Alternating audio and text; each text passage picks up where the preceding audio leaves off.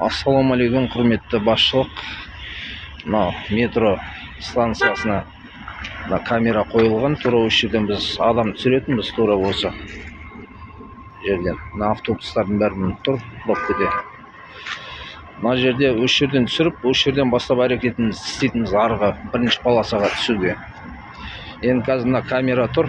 Мына жерден түсірсек те штраф. Оның үстінен жаңағы арғы бетке өтетін полосаның үзіндісі тура светофордың түбінде. Остановкада. Ол жерден бізге сразу арғы бірінші полосаға түсу. В общем, оңайға түсіп жатқан жоқ. Мынандай машинаның арасынан арғы полосаға өту. Мына жерде ондай сызықтар жоқ. Мына қаншама автобус кішкентай остановкаға сыймаймыз. Мұны осы жерге знак қойып бермесеңіздер, міне қаншама автобус біреулер шыдамай түсіріп жатыр. Мұны кетті алып түсіп. Ана жерге сонша автобус сыймайды, ана кішкентай остановкаға. Осы жерден полосаны үзіп, бізге знак қойып беріңіздер. Мына камераға қарап отқан жоқ қазір. Бәрі арғы полосаға өту үшін проблема ана светофордың түбінен. Сол үшін осы сияқтан адамын түсіріп, осы жерден әрекетін жасайды арғы полосаға өту үшін. Құрметті басшылық, осы мәселені шешіп беріңіздер.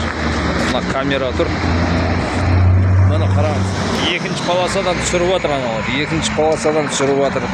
Ана жерге сыймаймыз.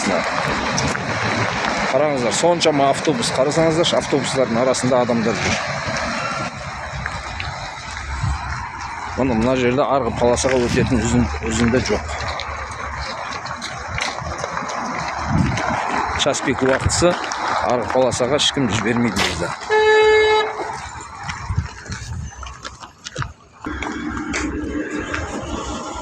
Мұны қаншама халық, қаншама адам мына жерде сыймайтын. Метродан бастап. Мынау остановкаға. Енді қараңыз, светофордың түбінде арғы полосаға өту үшін. Мұны қаншама пробка жасап тұр.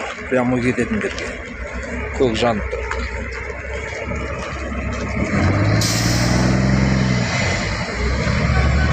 Неужели осы мәселені шеше алмайсыздар осы акимат бұл?